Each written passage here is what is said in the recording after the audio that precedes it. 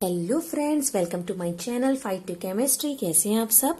आज हम डिस्कस करने वाले हैं कार्बोनाइन के ऊपर। ठीक है, कार्बोनाइन भी एक इंटरमीडिएट है। अब इंटरमीडिएट क्या होते हैं? जैसे कोई रिएक्शन हो रही है तो कोई भी रिएक्शन से डायरेक्ट कोई भी उत्पाद नहीं बनता, बीच में एक बनता है इंटरमीडिएट। ठीक है, इसी इंटरमीडिएट में एक नाम है कार्बोएनायन का। इससे पहले हम कार्बोकेटायन, फ्री रेडिकल ये सब भी पढ़ चुके हैं। ये सब भी क्या है? आपका इंटरमीडिएट है। और आज जो पढ़ने वाले कार्बोएनायन वो भी क्या है? इंटरमीडिएट है। ठीक है, अब सबसे पहले ये देखते हैं कि कार्बोएनायन नाम से स्पष्ट हो रहा है कि कार्बन मतलब हो गया आपका कार्बन, एनायन मतलब हो गया निगेटिव चार्ज। एक ऐसा कार्बन जिसके ऊपर निगेटिव चार्ज लगा हो वो आपका कार्बोनाइन कहलाएगा। क्लियर? अब देखते हैं कार्बोएनायन हमको मिलेगा कैसे। सपोज ये एक मॉलिक्यूल है।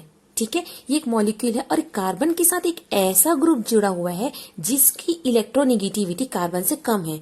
इलेक्ट्रोनेगेटिविटी मतलब होता है इलेक्ट्रॉन को अपनी ओर खींचने की शक्ति। तो मान के चलिए कार्बन की जो इलेक्ट्रोनेगेटिविटी है वो Y से ज्यादा है। इस सिचुएशन में क्या होगा? इन दोनों का जो बॉन्ड है वो कौन ले लेगा? कार्बन ले लेगा। ठीक है, तो यहाँ पे कैसा बनेगा? HHH और ये आ गया और ये हो जाएगा Y पॉजिटिव। ठीक है, इसका मतलब ये हुआ कि जब भी कोई इलेक्ट्रॉन लेता है तो उसके ऊपर अमीरी के कारण आ जाता है निगेटिव चार्ज, जब भी कोई इलेक्ट्रॉन देता है तो उसके ऊपर आ जाता है पॉजिटिव चार्ज। बस यहाँ पे यही हुआ है। तो चाहो तो इसको हम ऐसा लिख सकते हैं या चाहो तो हम इसको ऐसा भी लिख सकते हैं, जो ये शो करता है कि इसने दो इलेक्ट्रॉन सामने वाले का ले लिया है। एक तो एक खुद कार्बन के और एक Y का था। ठीक है, तो ये इसी का नाम क्या है? आपका कार्बोनाइन। अब इसका नाम क्या है? आपका ओरिजिनल नाम क्या है? मिथाइल कार्बोएनायन। ठीक है, मतलब जो भी इसका रियल नेम है, इसमें कार्बोएनायन, इसमें क्या है? निगेटिव चार्ज लगा, इसलिए इसके साथ जो भी ओरिजिनल नाम है उसके साथ हमको लिख देना है कार्बोएनायन। क्लियर? यहाँ पे मैंने दो एग्जाम्पल और दिए हैं। ये आपका एलाइल कार्बोएनायन। एलाइल तो इसका नाम ही था, लेकिन यहाँ पे निगेटिव चार्ज लगा करके इसका नाम हो जाएगा एलाइल कार्बोएनायन। ठीक है, वैसे सेम ही क्या है? Tertiary butyl कार्बोएनायन। ये सिर्फ एग्जाम्पल के लिए आपको दिखाया गया है। अब हम बात करते हैं इंपॉर्टेंट फीचर्स ऑफ कार्बोएनायन का। तो सबसे पहले देख लेते हैं कि इसमें इलेक्ट्रॉन की संख्या कितनी। इलेक्ट्रॉन की संख्या कितनी है? 1 2 3 4 5 6 7 8। 8 इलेक्ट्रॉन है। मतलब ऐसा नहीं इसका अस्टक जो है कंप्लीट है तो इसको ये अस्थायी नहीं होगा, ये स्थायी होगा, ऐसा बिल्कुल नहीं है। ये 8 इलेक्ट्रॉन है फिर भी ये क्या होगा? अस्थायी होगा। और इसके पास इलेक्ट्रॉन की अधिकता है। इलेक्ट्रॉन क्या है? इसके पास ज्यादा है, मतलब ये चाहेगा कि अपना इलेक्ट्रॉन दान करे, तो इसको क्या है? पॉजिटिव चार्ज वाले की तरफ ज्यादा अट्रैक्ट होगा। मतलब पॉजिटिव चार्ज मतलब यहाँ पे इलेक्ट्रॉन कम है, तो ये पॉजिटिव चार्ज की तरफ इसकी चाहत होगी। और ये कुल मिला के इसकी जो प्रवृत्ति होगी वो क्या होगी? न्यूक्लियोफाइल। ठीक, न्यूक्लियोफाइल मतलब क्या होता है? जिसको प्लस से क्या होता है? प्लस की तरफ जो अट्रैक्ट होता है, प्लस से जिसको प्यार होता है। इसके पास एक्स्ट्रा इलेक्ट्रॉन है, ये इलेक्ट्रॉन देना चाहेगा, इसलिए इसकी प्रवृत्ति क्या होगी? न्यूक्लियोफाइल। ठीक, सेकेंड देखते हैं शेप।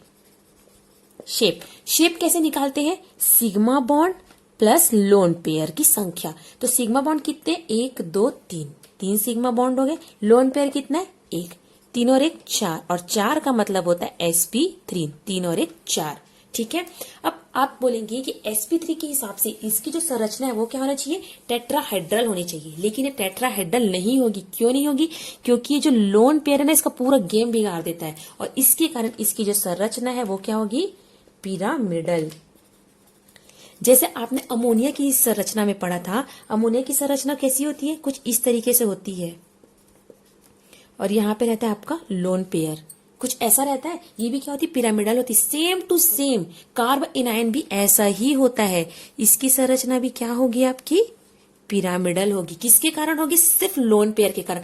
ये जो लोन पेयर रहता है ना, वो क्या करता है? प्रतिकर्षित करता है, इन लोग को दूर फेंक रहा है। इस कारण से क्या होती है? इसकी संरचना पिरामिडल हो जाती है। ठीक है, अब इसका थर्ड पॉइंट है चुंबकीय प्रवृत्ति। इसकी चुंबकीय प्रवृत्ति कैसी होगी? डाईमैग्नेटिक। डाईमैग्नेटिक क्यों हुआ? क्योंकि इसमें जितने भी इलेक्ट्रॉन है वो क्या है? पेयर्ड है। वो सब क्या है, ग्रुप में है, युग्मित है। अगर एक भी अगर अयुग्मित इलेक्ट्रॉन रहता तो ये किसकी तरह कार्य करता, आपकी अनुचुंबकीय की तरह। मतलब कि क्या होता है अनुचुंबकीय, मतलब पैरामैग्नेटिक। पैरामैग्नेटिक मतलब होता है कि जैसे ही किसी चुंबक को देखे उसकी तरफ अट्रैक्ट होता है। लेकिन जो कार्बन एनायन है इसमें तो पूरे युग्मित इलेक्ट्रॉन है, तो ये किसकी तरह कार्य करेगा, प्रतिचुंबकीय। मतलब कोई भी चुंबक इसके पास आएगा तो ये उसको क्या करेगा, प्रतिकर्षित करेगा, उससे दूर होगा ये। अब हम देखते हैं स्टेबिलिटी ऑफ कार्बन एनायन, मतलब कार्बन एनायन का स्थायित्व। तो इसमें भी कार्बोकेटायन और आपके फ्री रेडिकल, कार्बोकेटायन और फ्री रेडिकल की तरह ही क्या है, स्थायित्व का क्रम है। सबसे पहले हमको चेक करना है रेजोनेंस, उसके बाद आपका आएगा हाइपर कंजुगेशन और लास्ट में आपका आएगा इंडक्टिव इफेक्ट। रेजोनेंस को बोलते हैं अनुनाद, हाइपर कंजुगेशन को बोलते हैं अति संयुग्मन और इंडक्टिव इफेक्ट को बोलते हैं प्रेरणिक प्रभाव। तो आपको तीनों ये बेसिक इफेक्ट आने चाहिए, उसके बाद ही आप इस टाइप के टॉपिक पढ़िए, तो फिर आपको समझ में नहीं आएगा, ठीक है। लेकिन इसमें क्या है, कार्बन एनायन में एक प्लस पॉइंट है कि इसमें हाइपर कंजुगेशन नहीं होता। हाइपर कंजुगेशन क्यों नहीं होता, अगर आपने हाइपर कंजुगेशन अति संयुग्मन पढ़ा है तो आपको याद होगा कि क्या होता था, H अपने दोनों इलेक्ट्रॉन C को दे दिया, C को देके यहाँ पे क्या होगा, H प्लस हो जाएगा और ये क्या हो जाएगा, ये बॉन्ड हट जाएगा। तो इस टाइम में क्या होगा, जब ये सपोज ये H है, ठीक है, अभी क्या है कि दोनों इलेक्ट्रॉन C ले लिया तो यहाँ पे क्या हो जाएगी इसकी संरचना H और ये क्या हो जाएगा H प्लस, क्योंकि इसने अपने इलेक्ट्रॉन दे दिए, इसने इलेक्ट्रॉन ले लिए तो आ गया निगेटिव चार्ज, इसने इलेक्ट्रॉन दे दिए तो आ गया पॉजिटिव चार्ज। अब यहाँ पे हो जाएगा आपका CS2 कुछ इस तरीके की, ठीक है, कुछ ऐसी संरचना होगी अगर आपको याद होगा तो। अब देखो इसके पास भी इलेक्ट्रॉन की अधिकता, इसके पास भी इलेक्ट्रॉन की अधिकता, ना तो ये ग्रहण करेगा ना ही ये लेगा, तो ऐसे में तो कोई बॉन्ड बनेगा ही नहीं। तो इसलिए इसमें हाइपर कंजुगेशन, आपके कार्बन एनायन में हाइपर कंजुगेशन नहीं होता है, ठीक है। चलिए सबसे पहले 3 डिग्री, 2 डिग्री, 1 डिग्री के स्टेबिलिटी, उसके स्थायित्व के बारे में डिस्कस कर लेते हैं। 3 डिग्री कार्बोकेटायन किसे कहेंगे, एक ऐसा कार्बन जिसके ऊपर निगेटिव चार्ज है और वो डायरेक्टली 3 कार्बन से जुड़ा हुआ 3 डिग्री। 2 डिग्री जिसमें सिर्फ 2 ही कार्बन से जुड़ा हो। 1 डिग्री जिसमें केवल 1 कार्बन से जुड़ा हो, और ये हो जाएगा 0 डिग्री बोलते हैं, या फिर इसको भी 1 डिग्री ही बोलते हैं। 0 डिग्री बोलो या 1 डिग्री मतलब वही है, लेकिन इसको बोलते हैं मिथाइल कार्बोकेटायन। ये आपका हो गया इथाइल कार्बोकेटायन, ये हो गया आइसोप्रोपाइल कार्बोकेटायन और टर्शरी ब्यूटाइल कार्बोकेटायन, ठीक है। अब देखिए रेजोनेंस इसमें किसी में है क्या, नहीं है। रेजोनेंस मतलब कम से कम डबल बॉन्ड तो चाहिए, ये इसके लिए कंपलसरी नियम है कि डबल बॉन्ड होना चाहिए, ये तो नहीं है। हाइपर कंजुगेशन कार्बोकेटायन में होता नहीं है। अब देखने इंडक्टिव इफेक्ट। इंडक्टिव इफेक्ट मतलब आपका प्लस आई और माइनस आई। प्लस आई मतलब आपका होता है इलेक्ट्रॉन देने वाला और माइनस आई मतलब होता है इलेक्ट्रॉन लेने वाला, ठीक, ये देगा और ये लेगा, ठीक है। अब ये तो आपको पता होगा। अब देखिए CH3 जो है वो इलेक्ट्रॉन देने वाला ग्रुप है, मतलब प्लस आई इफेक्ट के कारण ये इलेक्ट्रॉन देगा, ये भी इलेक्ट्रॉन देगा और ये भी इलेक्ट्रॉन देगा। अब इसके पास ऑलरेडी इलेक्ट्रॉन की अधिकता है और इसको 3 ग्रुप और इलेक्ट्रॉन देके इसको क्या कर रहे हैं, अस्थायी बना रहे हैं, ठीक। यहां पे इसको 2 ग्रुप इलेक्ट्रॉन देके अस्थायी बना रहे हैं, यहां पे सिर्फ 1 ग्रुप इसको देके अस्थायी बना रहा है, और यहां पे इसके साथ कोई भी ऐसा कुछ नहीं, तो इसको कुछ नहीं हो रहा है, ना इसका स्थायी तो बढ़ रहा है ना ही कम हो रहा है। तो इस हिसाब से देखो तो सबसे ज्यादा स्थायी हमारा हो जाएगा आपका 0 डिग्री कार्बन आयन, उसके बाद 1 डिग्री, फिर उसके बाद 2 डिग्री और लास्ट में आ जाएगा 3 डिग्री कार्बन आयन। लेकिन कार्बोकेटायन में उल्टा होता था, सबसे ज्यादा स्टेबल 3 डिग्री, 1 डिग्री, उसके बाद ऐसा कुछ कम था। क्यों, कार्बोकेटायन में क्यों, क्योंकि यहाँ पॉजिटिव चार्ज है, मतलब इसको इलेक्ट्रॉन की जरूरत थी और इसको 3 ग्रुप इलेक्ट्रॉन देके इसके स्थायित्व को बढ़ा रहे हैं। बट यहाँ पे उल्टा है, यहाँ पे है निगेटिव चार्ज और यहाँ पे तीनों इसको इलेक्ट्रॉन दे रहे हैं, इसको इलेक्ट्रॉन की जरूरत नहीं है, इसलिए क्या हो रहा है, अस्थायी हो रहा है। ये भी अस्थायी, ये भी अस्थायी, लेकिन सबसे ज्यादा स्थायी ये होगा, उससे कम स्थायी ये, उससे कम और सबसे लास्ट में ये आएगा। क्लियर। अब देखते हैं अगला एग्जाम्पल। इसमें देखिए रेजोनेंस किसमें, सबसे पहले हमको रेजोनेंस चेक करना है। हाइपर कंजुगेशन तो होता नहीं है, उसके बाद इंडक्टिव इफेक्ट। सबसे पहले देखिए रेजोनेंस किसमें हो रहा है, इसमें तो हो रहा है double bond, single bond, negative charge, मतलब इसमें आपका रेजोनेंस है। इसमें डबल बॉन्ड है क्या, नहीं है, मतलब रेजोनेंस भी नहीं है, इसमें भी नहीं है। अब हम क्या चेक करेंगे दोनों में, इंडक्टिव इफेक्ट। इंडक्टिव इफेक्ट इसमें ये इलेक्ट्रॉन दे रहा है, ये भी इलेक्ट्रॉन दे रहा है प्लस आई के कारण, और ये भी प्लस आई के कारण इलेक्ट्रॉन दे रहा है, ठीक है। इसमें कोई इलेक्ट्रॉन दे रहा है कि नहीं, ये क्या हो गया आपका अस्थायी हो गया। क्यों अस्थायी हो गया? इसको इलेक्ट्रॉन चाहिए नहीं, इसको इलेक्ट्रॉन देने वाले दो दो ग्रुप है, और ये क्या है आपका? न्यूट्रल है। इसको ना इलेक्ट्रॉन को इसका ले रहा है ना कोई दे रहा है, और ये इसको क्या कर रहा है? रेजोनेंस के कारण इसका स्थायित्व तो बढ़ रहा है। क्यों? देखो रेजोनेंस होगा तो ये पहले यहां आएगा और ये आपका निगेटिव चार्ज यहां आ जाएगा, मतलब यहाँ पे दो रेजोनेंस होगा, दो रेजोनेटिंग स्ट्रक्चर होंगे। जितने रेजोनेटिंग स्ट्रक्चर होंगे आपका स्थायित्व तो उतना ही ज्यादा होगा। अब देखो ये एक तो इसको सबसे पहले आ गया ए, सबसे ज्यादा इन तीनों में ए स्थायी है। अब एक अस्थायी बना रहा है और एक न्यूट्रल है, तो उसके बाद क्या आ जाएगा? सी, और लास्ट में आपका आ जाएगा बी, क्योंकि ये इसको अस्थायी बना रहे हैं। ये चलो स्थायी नहीं बना रहे लेकिन अस्थायी तो नहीं कर रहा है, ये अस्थायी करने के कारण लास्ट में आ जाएगा।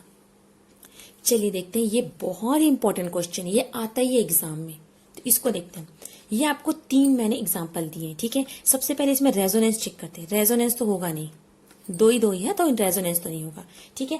अब क्या देखते हैं? सबसे पहले देखते हैं इसमें कौन सा संकरण है, इसमें हाइब्रिडाइजेशन कौन सा है। सिंगल बॉन्ड है मतलब sp3, डबल बॉन्ड है मतलब sp2, और ट्रिपल बॉन्ड है मतलब sp। ये तो आप लोग जानते होंगे, ठीक है। अब देखते हैं इन तीनों में s की मात्रा कितनी है। अगर हम 100% में देखें तो इसमें s की मात्रा कितनी? 4 में डिवाइड होगा, p का 3 और एक s का, मतलब s की मात्रा कितनी यहाँ पे? 25%। यहाँ पे s की मात्रा कितनी है? 33%। और यहाँ पे आपकी s की मात्रा हो गई 50%। 50 इसका 50 इसका, ठीक है। अब बस एक बात याद रखना है, जितनी भी s की मात्रा ज्यादा होगी उसकी जो इलेक्ट्रोनेगेटिविटी है वो उतनी ही ज्यादा होगी, मतलब इलेक्ट्रॉन को खींचने की प्रवृत्ति उसकी उतनी ही ज्यादा होगी, ठीक है। अगर इस s के ऊपर निगेटिव चार्ज लगा हो, इस s की मात्रा, जैसे s की मात्रा यहाँ पे ज्यादा है, अगर यहाँ पे निगेटिव चार्ज लगा हो तो वो सबसे ज्यादा स्थायी होगा। अगर इसी के ऊपर जहां पे s की मात्रा ज्यादा है वहां पे अगर पॉजिटिव चार्ज लगा हो तो वो सबसे ज्यादा अस्थायी होगा। ये 2 पॉइंट आपको याद रखना है। अगर इसी के ऊपर लगा निगेटिव चार्ज तो ये सबसे ज्यादा स्थायी हो जाएगा, अगर इसी के ऊपर लग गया पॉजिटिव चार्ज तो ये सबसे ज्यादा अस्थायी हो जाएगा, ठीक। अब इसको मैं एक एग्जांपल से समझाती हूँ। जैसे मान लो ये निगेटिव चार्ज है तो सबसे ज्यादा स्थायी आपका हो गया C, उसके बाद आपका हो गया B, क्योंकि यहाँ पे S की मात्रा इसकी अपेक्षा ज्यादा है, यहाँ 25 है तो 33 है, तो सेकंड में आएगा आपका B, और यहाँ पे आ गया A। अगर निगेटिव चार्ज है, सपोज यहाँ पे आपका होता पॉजिटिव चार्ज, यहाँ पॉजिटिव चार्ज, यहाँ पॉजिटिव चार्ज, और यहाँ पे भी पॉजिटिव चार्ज, तो सबसे ज्यादा स्थायी आपका होता A, उसके बाद होता B, और सबसे लास्ट में होता C। क्लियर हुआ? यहाँ पे निगेटिव चार्ज है इसीलिए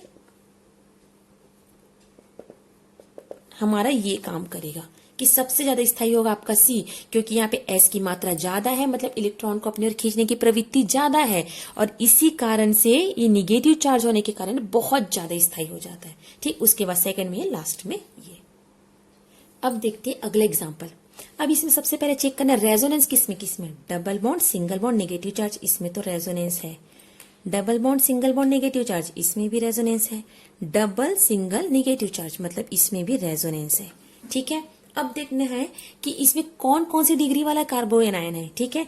तो ये देखो यहाँ पे कार्बन है 1 2, ये कितना 2 डिग्री वाला कार्बन आयन है, ठीक है। ये कितने डिग्री वाला है? इसके कंपेयर में मात्र ये एक ही कार्बन से जुड़ा है, ये कार्बन 1 है, और इससे डायरेक्टली केवल एक ही कार्बन से जुड़ा है, तो ये क्या हो जाएगा 1 डिग्री, और ये कितने 1 2 3 डिग्री कार्बन आयन, ठीक है। ये 2 डिग्री है, प्लस इसमें रेजोनेंस है 1 degree plus resonance 3 degree plus resonance.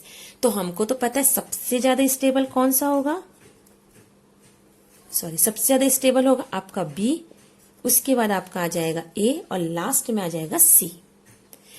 चलिए इस टॉपिक के एक लास्ट एग्जांपल है, 4 ऑप्शन मैंने दिए हैं। अब इसमें से सबसे ज्यादा स्थायी कौन है ये पता करना है, ठीक है। तो सबसे पहले देखिए ऊपर का जो ग्रुप है वो तो चारों में सेम है, मतलब ऊपर के ग्रुप से हम खुद डिसाइड नहीं कर पाएंगे। अब देखना है नीचे का ग्रुप अलग अलग है, मतलब इसी से डिसाइड होगा स्थायित्व का क्रम, ठीक। तो यहाँ पे देखिए एक भी ग्रुप जुड़ा है क्या? कुछ नहीं, मतलब ये क्या कर रहा है? न्यूट्रल, ठीक है। हिंदी में लिख देती हूँ यहाँ पे, ये इसको कर रहा है उदासीन। उदासीन, ना ही इसका स्थायित्व बढ़ रहा है ना ही कम हो रहा है, क्योंकि इसके साथ कोई भी ग्रुप नहीं जुड़ रहा है, ठीक है। सेकेंड देखिए NO2, N की जो प्रवृत्ति होती है, इलेक्ट्रॉन क्या करता है? ये अपनी ओर खींचता है, ठीक है। और ये CH2 चाहता भी क्या है कि इससे कोई इलेक्ट्रॉन ले, क्योंकि इसके पास तो इलेक्ट्रॉन ज्यादा ही है, तो ये चाहते ही कि मेरे इलेक्ट्रॉन को ही ले। अगर इस सिचुएशन में ये इलेक्ट्रॉन ले रहा है मतलब ये इसको क्या कर रहा है, स्थायी बना रहा है। ठीक है। थर्ड ग्रुप देखिए ओ, इसके पास इलेक्ट्रॉन युग्म है जिसके कारण इलेक्ट्रॉन ये दान करेगा, इलेक्ट्रॉन देगा। इसके पास ऑलरेडी इलेक्ट्रॉन ज्यादा, ऊपर से और इलेक्ट्रॉन देके इसको क्या कर रहा है, अस्थायी बना रहा है। ठीक। अब देखिए ये CH3 तो प्लस आई इफेक्ट के कारण इलेक्ट्रॉन देता है, हम तो पहले भी पढ़ चुके हैं। मतलब ये भी इसको क्या कर रहा है, अस्थायी बना रहा है। ठीक। इसको इलेक्ट्रॉन नहीं चाहिए और इसको इलेक्ट्रॉन देके अस्थायी बना रहा है। अब इन चारों में देखिए कौन सा स्थायी बना रहा है, सिर्फ बी बना रहे हैं, तो बी सबसे पहले आ जाएगा। अब ये दोनों अस्थायी कर रहे हैं और ये इसको उदासीन कर रहे हैं, मतलब ए आ जाएगा। ठीक है। अब इन दोनों में देखिए कि कौन लास्ट में आएगा। देखिए इसके पास इलेक्ट्रॉन युग्म है, मतलब ये ज्यादा इलेक्ट्रॉन देगा, ये तो चलो कम देगा, लेकिन ये ज्यादा इलेक्ट्रॉन देगा, मतलब सबसे लास्ट में आ जाए आपका सी और उसके बाद पहले आ जाएगा डी। ठीक। इलेक्ट्रॉन तो दोनों ही दे रहे, बट इसके पास इलेक्ट्रॉन युग्म होने के कारण ये ज्यादा मात्रा में इलेक्ट्रॉन देके इसको अस्थायी बनाएगा और ये कम मात्रा में इलेक्ट्रॉन देके इसको अस्थायी बनाएगा। इसलिए आपका सबसे ज्यादा स्थायी हो गया बी, फिर ए, फिर डी और लास्ट में सी। ठीक है। तो अब इंटरमीडिएट यहीं पे खत्म होता है फ्रेंड्स। तो बहुत अच्छे से पढ़िए। Best of luck.